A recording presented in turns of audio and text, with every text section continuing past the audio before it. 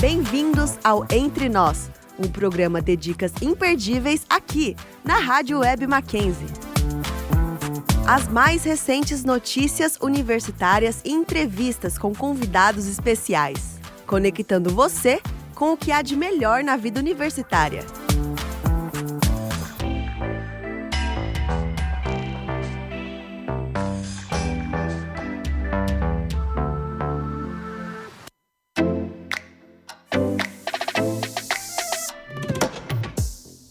Olá pessoal, sejam muito bem-vindos a mais um programa do Entre Nós. Eu sou a Mariana Brasca e hoje, sexta-feira, dia 24 de outubro, a gente vai trazer algumas coisinhas bem legais, principalmente para nós universitários que a gente vive naquela pressão do dia a dia e tudo mais. Os eventos mais importantes, as notícias mais quentes. Fique com as notícias universitárias.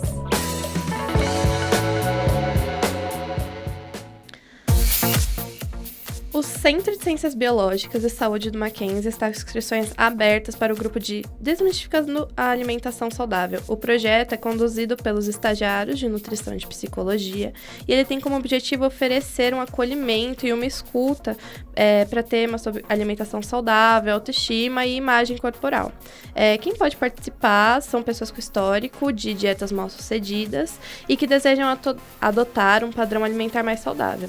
Os encontros são nas sextas-feiras, a partir das 11 da manhã até 1 da tarde, eles vão acontecer todos no CCBS Mackenzie, na Piauí, e as vagas são limitadas, então já corre para se inscrever.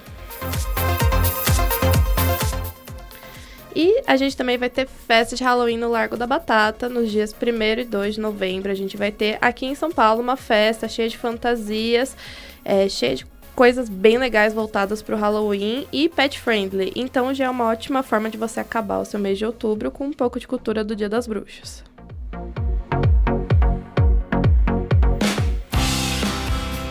Entrevista da semana, aqui no Entre Nós.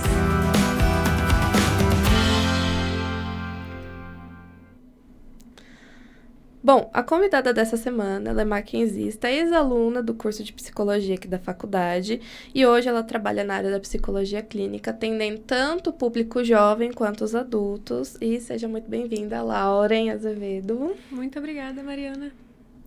Bom, já vamos lá. Bom, Lauren, para começar, a gente queria que você contasse um pouquinho da sua trajetória, de como você escolheu a psicologia e por que trabalhar com jovens, adultos. Uhum. Legal essa pergunta, né? Para dar um pouco de contexto. Eu escolhi a psicologia muito de uma forma quase automática. Eu fui quase escolhida pela psicologia. Ao longo da minha trajetória, eu sempre me aproximei muito de pessoas e tive curiosidade para entender o funcionamento de cada uma delas. E fui percebendo que o sofrimento faz parte de muitas histórias. E eu sempre fiquei curiosa e quis entender como que a gente olha para esses sofrimentos, como que a gente olha para as potencialidades e trabalha elas em cada indivíduo. E a psicologia foi assim, fui chamada por ela. E estou aqui hoje e sou apaixonadíssima. Uhum. Tá, vou afunilar um pouco. Quando a gente fala de síndrome do impostor, como que você define esse fenômeno? Legal. Você já trouxe a palavra, é um fenômeno, né? Não é um transtorno, a OMS não entende como um transtorno, mas é um fenômeno que pessoas que, independente do sucesso que elas alcançam, elas duvidam de si mesmas e elas acreditam que aquilo que elas estão fazendo é uma mentira, que elas estão enganando a todos à sua volta, assim. É uma pessoa que se sente sempre muito insegura, de maneira geral, nas coisas que faz, principalmente trabalho, em projetos mesmo. E geralmente acontece ali uma fusão entre pensamentos e sentimentos e a pessoa fica toda embolada nas suas distorções que não se vinculam, né? Então, o que eu penso sobre mim não condiz com a realidade daquilo que eu faço no mundo real, das atividades que eu entrego. Então, fica essa cisão, sabe? Entre o que é real e o que é imaginário da pessoa. Entendi. E você percebe um aumento, principalmente do número de jovens, relatando esse tipo de sentimento? Você percebe que ali é uma síndrome do impostor? Uhum. Então, assim, a gente sabe que se sentir inseguro faz parte da natureza humana, mas... E quem nunca sentiu vai sentir em algum momento na vida, mas assim, é muito claro que os jovens, geração Z, principalmente, têm tido muitas questões com a autoestima mesmo, com essa insegurança. Isso porque a gente sabe, né, que vocês estão muito imersos. Se nós mais velhos estamos, vocês são super imersos nas redes sociais, na tecnologia, e existe um mundo totalmente ideal que tá ali e que vocês estão em contato diariamente em uma quantidade de tempo absurda. E eu acho que isso acaba aparecendo mais no consultório, sabe? Essas comparações de que eu não sou suficiente, essa insegurança. Uhum. E a pressão da performance, do sucesso, justamente nas redes sociais? Como você entende? Tipo assim, a pessoa chega no consultório com eu não sou bom bastante porque eu vi isso no Instagram. Uhum. A pergunta é como que eu percebo isso nos atendimentos? Tá. Então, assim, acontece diariamente, basicamente, o jovem chegando e falando, nossa, hoje eu me comparei com tal pessoa que é sábado de manhã, ela já tinha ido pra academia, já tinha feito uma alimentação super bonita, 10 passos de skincare, foi tudo, assim, lindamente, perfeitamente, sem nenhum erro. E, assim, os jovens... Eu tenho percebido que os jovens, eles colocam como um parâmetro de realidade. Se uma pessoa consegue fazer isso, por que eu não? Porque se eu não consigo, quer dizer que eu sou um fracasso, que eu não sou suficiente. E são padrões ideais, a internet está aí, você pode recortar, você pode colocar fragmentos ali que não condizem com a realidade para mostrar uma vida ideal. E eu acho que isso tem fragilizado a autoimagem de muitos jovens. E isso a gente não tem como contabilizar, né? Mas diariamente aparece no consultório, sim. Uhum. Então vamos lá, acredita que os jovens, eles têm uma propensão maior a ter essa síndrome do impostor, ou você acha que tem alguma outra faixa etária que também está muito propensa? Eu não diria que existe uma propensão pela faixa etária. Tem estudos que falam que tem grupos específicos que têm maior propensão de estar dentro desse fenômeno, como, por exemplo, grupos marginalizados em questão de raça, em questão de sexualidade, também lugar social que ocupa na sociedade, mas os jovens também, né, por ter uma questão de a identidade estar sendo formada naquele momento. Você está nesse momento de construção, descobrir para qual caminho ir, como se colocar, quais amigos fazer. E eu acho que isso traz uma propensão maior mesmo, porque você está se colocando à prova no mundo e duvidando de si mesmo. Dá insegurança, né? Você se colocar à prova. Mas a síndrome é quando tem uma coisa, um impacto muito profundo nessa insegurança. Uhum. Tá? Não é uma insegurança comum, é muito além. Uhum. Eu tô meio assim, porque eu não entendo muito de psicologia, eu tô aprendendo aqui. Tá, tudo bem. Tá. E você acha que as pessoas, elas competentes ou as perfeccionistas, elas também têm um ponto pra cair nesse fenômeno, tipo, uma chance maior? Uhum. Geralmente, o que a gente vê é que quem vive esse fenômeno, quem tem a síndrome do impostor, geralmente ela é categorizada por dois lados. Ou a pessoa que é overdoing, que faz muito, que é super perfeccionista, que performa lindamente, e pessoas que fazem underdoing, né? Que aí ela vai se sabotando a ponto de não fazer o que é necessário e vai fazendo esse ciclo de confirmação de que ela não é suficiente. Mas nos dois casos, a pessoa pode sofrer as consequências da síndrome mesmo, né? E a pessoa que faz muito, que é perfeccionista, geralmente é uma pessoa que só vai fazer as coisas quando estiver totalmente ali, com todas as arestas aparadas e sem nenhuma questão que possa impedir ela de fazer. E isso impede com que ela se coloque à prova, com que ela se exponha, né? Então, eu não diria que tem um número maior de pessoas perfeccionistas que têm a síndrome do impostor, mas que existem essas duas características e que isso define mesmo quem tem a síndrome do impostor. Tá bom. Deixa eu ver. Como que a gente diferencia a síndrome do impostor de uma autocrítica ou de uma insegurança pontual? Ah, legal essa pergunta. Eu acho que eu posso pensar em alguns pontos que quem estiver ouvindo pode fazer essa autoavaliação inicial, que se você é uma pessoa que nunca atribui as suas vitórias, o seu sucesso a si mesmo, tem sempre um fator externo que vai justificar o fato de você ter conseguido aquilo. Então, se eu tirei 10 numa prova, é porque estava fácil demais. A professora não pegou leve ali. Se eu consegui um trabalho legal, um trabalho que eu estava tentando e estudei, me preparei para conseguir, é porque não tinha tanta gente ali competindo comigo. É uma característica que, se você tem aí, fica de olho. Um segundo ponto é se você acha que as pessoas te parabenizam não pela sua... Quando as pessoas te parabenizam pela sua competência, pelas suas realizações, você sempre duvida. Você acha que essa pessoa tá te enganando ali e ela não tá falando a verdade. Tem também pessoas que nunca acha que é bom no que faz, independente do feedback externo. Então, não importa se os amigos falam bem, se a família fala bem, se os professores, colegas de trabalho, na visão dessa pessoa é sempre muito autodepreciativa, sabe? De não sou suficiente, estão mentindo pra mim de novo. E, assim, mas o principal mesmo é se você tem a impressão de que você está enganando os outros o tempo todo, como se uma máscara fosse cair a qualquer momento e todo mundo fosse descobrir que você é uma farsa. E aí, nossa, descobriram que eu sou péssimo em tudo que eu me dediquei por anos e que eu conquistei.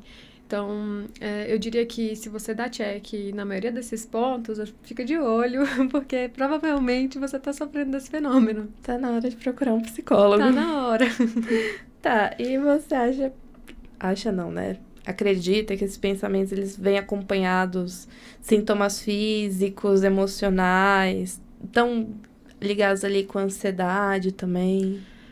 Geralmente, a síndrome do impostor, ela desencadeia alguns sentimentos de sintomas mesmo, né? Como ansiedade, uma angústia frequente e também acaba desencadeando o medo de se colocar em situações que a pessoa acredita que pode ser descoberta, né? Isso pode gerar muitos prejuízos para quem está vivenciando essa situação. Então, eu não diria que vem carregado, mas que desencadeia, sabe? Bom, vamos lá agora. Agora a gente vamos vir para o ambiente universitário.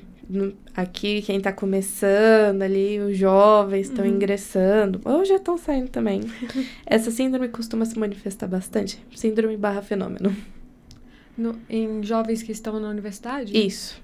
É muito comum, né? Porque é um momento de muita avaliação externa. E quanto maior a avaliação externa, mais medo essa pessoa tem de se mostrar ali como falha. Então, é um ciclo. Eu acho que o momento da graduação, da universidade, é o momento que você, primeiro, está se jogando em coisas novas, está vivenciando tudo que você não sabia antes, é um novo lugar para você fazer amigos, para você se colocar tecnicamente, aprender, se relacionar em um universo completamente diferente da escola.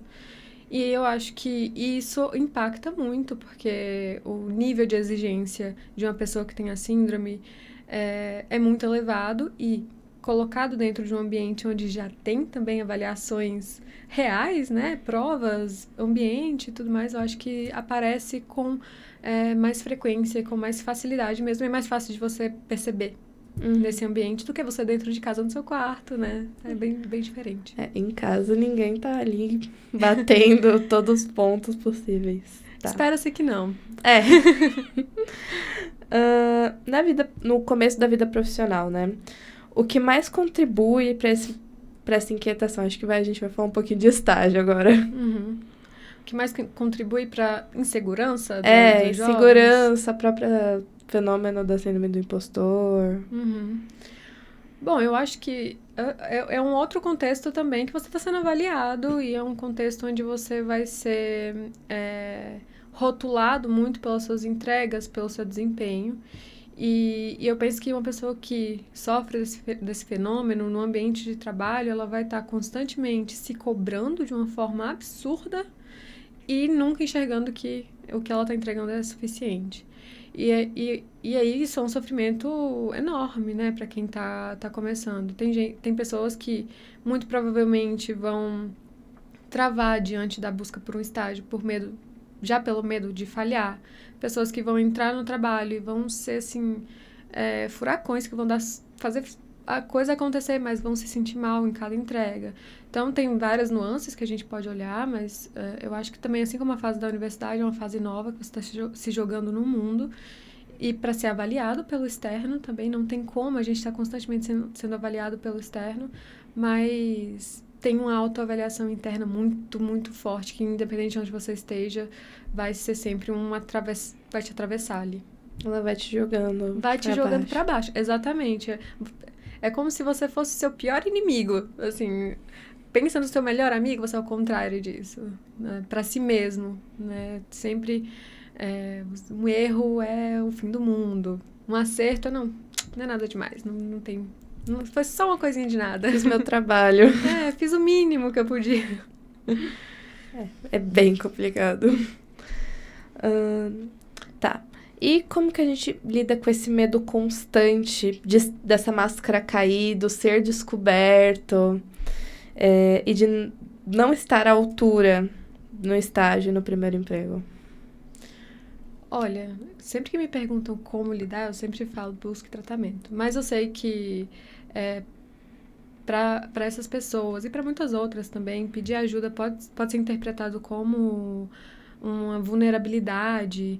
E é comum que a pessoa que tem a síndrome do impostor sofra sozinha ali, em silêncio. Mas eu acho super importante que essa pessoa busque a ajuda de um profissional. E esse pode ser o primeiro passo, assim, para melhorar a qualidade de vida. Porque ali no vínculo terapêutico você vai entendendo o que desencadeia essa baixa estima, essa insegurança.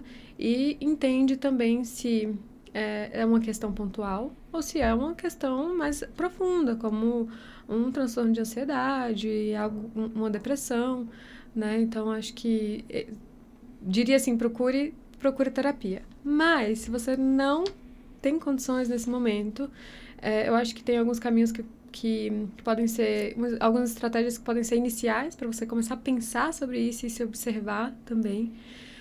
Como, por exemplo, conversar com amigos, com familiares sobre a sua questão, porque muito provavelmente você vai ver que outras pessoas também sofrem de insegurança e isso vai te dar uma certa sensação de identidade ali, de que você não está sozinho no mundo sofrendo com essa angústia, né? Acho que também se observar e se dar conta, aceitar de que você não vai ser perfeito, o seu crivo que está lá no topo não vai ser atingido, mesmo... Não existe perfeição, né? A gente está sempre... da natureza humana, a gente está sempre querendo mais, ser melhor, mas o lugar perfeito não existe. Está tudo certo com esse lugar. Deixa eu ver o que mais. Diria para você fazer uma lista de elogios e de realizações que você teve para uns momentos de fragilidade em que a coisa bater ali e você ficar, nossa, eu sou muito ruim no que eu tô fazendo. Para você voltar nessa lista, ler e isso cada vez mais ir te dando uma sensação de que, não, tá bom, isso veio. Eu sei que existe isso, apesar de eu não sentir isso agora, eu sei que tá aí.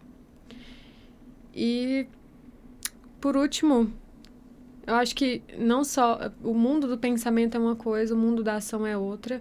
Eu diria que mesmo que você esteja inseguro, faça o que precisa ser feito. Faça aquilo que você está com medo de fazer. Se jogue nas atividades que você tem vontade, mas tem medo, porque isso vai te dar uma sensação ali de compromisso com si mesmo, de satisfação, de competência. E aos poucos, através da ação, você vai chegando ali num lugar, pelo menos, de um pouco de conforto. Uhum. Faz bastante, porque também tem o fato de que muitas pessoas... Por exemplo, eu não tenho tempo de ir no psicólogo. Eu falo, só se o psicólogo me atender 10 horas da noite. E tem psicólogos que atendem. Eu atendo 10 horas da noite.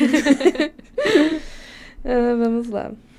E também, assim, você mesmo no começo aqui comentou sobre o CCBS, que tem a clínica escola que oferece atendimento psicoterapêutico gratuito. Passa por uma fila, eu até atuei no começo da minha trajetória aqui, E, assim, é um lugar, é um caminho inicial, assim, existem caminhos. Se você não tem condições de arcar com um curso com psicólogo, ou se você não tem tempo, tem essas estratégias que eu falei aí, que já é alguma coisa. Já é um começo. Já é um começo. Vamos ver... Tá. O que uma pessoa pode fazer quando ela percebe esses sinais nelas mesmas, além de procurar tratamento? Acho que eu falei um pouco das estratégias, né, do que ela pode fazer, mas eu acho que posso acrescentar que essa pessoa pode procurar suporte nas pessoas próximas ali que ela convive, que é também um passo inicial, né? Sofrer sozinho é muito doloroso. E dica número 1, use menos redes sociais para poder tirar essa ideia de que o mundo é perfeito também, né? Essa comparação exacerbada que os jovens estão vivendo hoje é muito danosa. E eu sei que é difícil, é um vício difícil de sair, de diminuir. Mas eu diria que é importante você ter parâmetros reais na sua vida, de pessoas reais que estão ali no seu dia a dia, no seu cotidiano, nas relações que vão te fortalecendo também como pessoa, sabe? Eu diria. Dicas, um plus de dicas aí. Um plus. E existem exercícios ou alguma prática que você usa na terapia para aumentar essa autoconfiança? Exercícios? Olha, na minha linha de atuação, a gente vai mais para reflexão mesmo, para compreensão do do impacto daquilo que você está sentindo, de estratégias que cada pessoa individualmente vai adotar através dessa reflexão. Não tenho dicas, tipo, manuais, sabe? Um manual que você vai seguir ali. Eu não sou muito dessa linha, não. Eu acho que cada pessoa tem um caminho. E o mais importante é você compreender o seu funcionamento para você aceitar como você funciona e trabalhar aquilo que não está dando certo, né?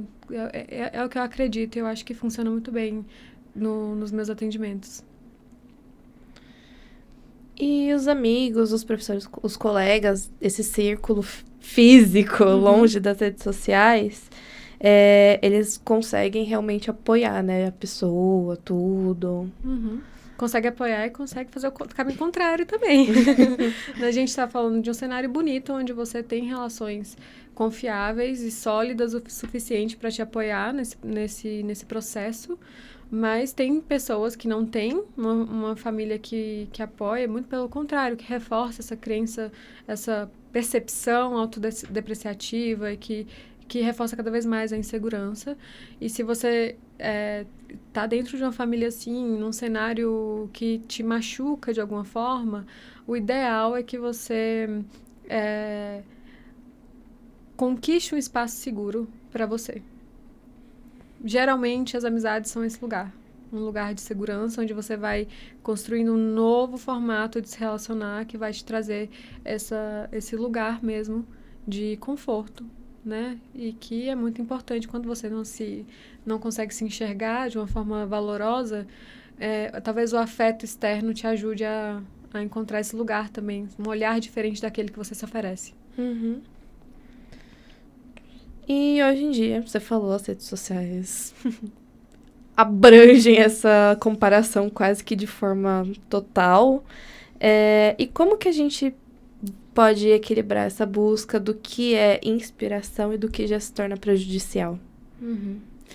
Mariana, se você assiste TikTok 6 horas do seu dia vendo pessoas com rotinas insanas, eu acho muito difícil você fazer um crivo ali do que é inspiracional e do que é comparação, porque é uma característica muito forte do jovem se comparar e olhar para o outro e pensar que, nossa, eu gostaria de ser um pouco assim também, porque você está se formando como pessoa, né? Você está descobrindo um mundo diferente da infância.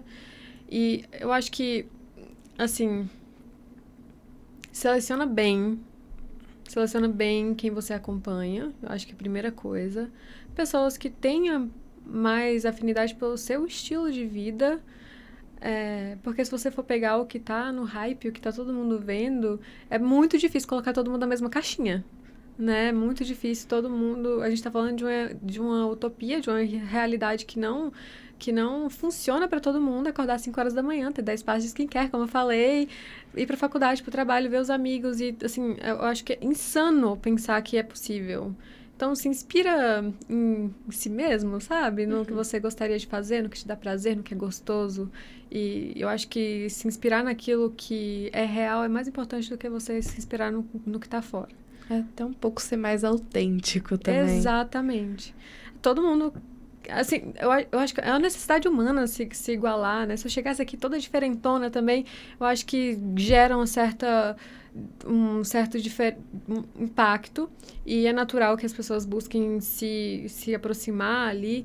Mas eu acho que o que entra ali das redes sociais é uma coisa de você precisa ser assim, você precisa ter essa rotina louca, ter esse padrão de beleza, ter... Então, acho que é uma cobrança que antes não existia, sabe? Eu imagino que meus pais tiveram comparações na vida, naturalmente, claro, todo mundo teve, mas não no nível que tem hoje, assim, você se comparar com 20 pessoas diferentes, que uma mora no Nordeste, outra mora no Sul, outra mora aqui em São Paulo, e realidades completamente diferentes da sua.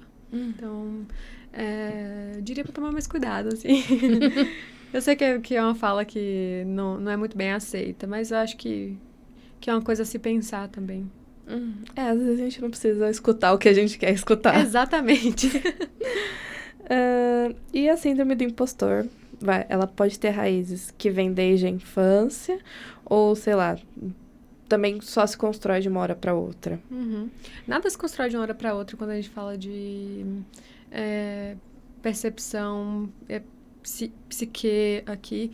Então, acho que a gente pode pensar que pode, sim, vir da infância, do seu padrão de relacionamento familiar ali, da forma que você é cobrado, da forma que você recebe, tem o retorno dos seus pais com aquilo que você faz. Tudo isso impacta totalmente na sua autopercepção.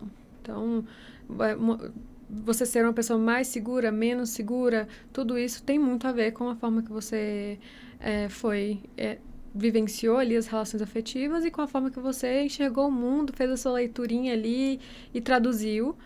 Então, pode sim vir da infância, mas pode ser algo que na adolescência aparece com mais potência e que você vai precisar trabalhar, sabe? Pode ser que você começou a observar mais o mundo na adolescência, se comparar mais, e a partir daí o fenômeno começa a acontecer. Então, não dá para saber data, nem o que, nem como, mas a gente sabe que gera sofrimento, isso que importa, porque se você sabe que você está sofrendo, você consegue pelo menos pensar num caminho para amenizar. E o fracasso, obviamente, ele é uma coisa natural da vida, e ele consegue ser ressignificado nesse âmbito? Ah, com certeza. Com certeza. O fracasso é necessário, né? Uma pessoa que acha que é perfeita, que nunca vai fracassar e que ela é excelente em tudo, é uma pessoa que tá fora da realidade. E quem tá dentro da realidade vai saber que o fracasso faz parte, a gente tá aqui para aprender. Fracasso na medida saudável, tá? Eu não tô falando de todas as mazelas do mundo, mas de você errar, aprender, tentar de novo, não conseguir uma coisa, tentar de novo. Isso sim pode ser ressignificado. Uma pessoa que tem a síndrome do impostor, ela pode aprender através da sua autoescuta, de um acompanhamento psicoterapêutico ali, como fazer a leitura do fracasso não como uma definição total de si mesmo, mas como um momento, como uma situação que pode ser ultrapassada, sentida, vivenciada e não acaba em si mesma. Certo. E a gente já tá acabando. Que mensagem você deixaria para quem tá ouvindo e se identificou com tudo isso, achando que não merece o sucesso que tá tendo, as conquistas? Eu diria para você ter um pouquinho mais de amor e afeto com si mesmo e buscar por ajuda, porque a longo prazo pode ser muito danoso essa percepção super inferiorizada, porque você vai se sentir constantemente mal. E isso não é bom pra ninguém, né? Então busque por ajuda e se ofereça um pouquinho de afeto, de cuidado. Isso é muito importante. E por último, para fechar, qual o primeiro passo, mesmo desse tamanho, pequenininho, para começar a sair desse ciclo e se reconhecer? Ação, que foi o que eu falei, né? Nós somos seres movidos pelo comportamento, né? E a primeira coisa que eu diria é: faça o que precisa ser feito. E depois você lida com a consequência disso, que pode ser muito gostosa, que é o prazer de ter conseguido fazer. Então, não entra nesse ciclo de não fazer, porque você vai se sabotar, e cada vez que você se sabota, menos feliz você fica com si mesmo. Lauren, muito obrigada por compartilhar um pouquinho com a gente, de ajudar a gente a entender melhor, principalmente, porque eu tenho certeza que muita gente passa por isso e não sabe, não consegue identificar. Então, uma palavrinha já ajuda o pessoal querer procurar, o pessoal do CCBS, ajuda por fora mesmo, ou ir a passinhos bem curtos consigo mesmo. Muito bom, e obrigada pelo convite. Eu acho que é muito importante os jovens terem esse espaço também para se escutar. Bom, o programa de hoje está chegando ao fim, mas antes de encerrarmos, a gente quer agradecer a todos que estão aqui ouvindo e assistindo. Não esqueçam de acompanhar a gente nas redes sociais, @MacEntreNós, no Instagram, TikTok e também no Spotify. Exatamente, agora estamos no Spotify e você pode escutar o podcast do Entre Nós em qualquer lugar que você quiser.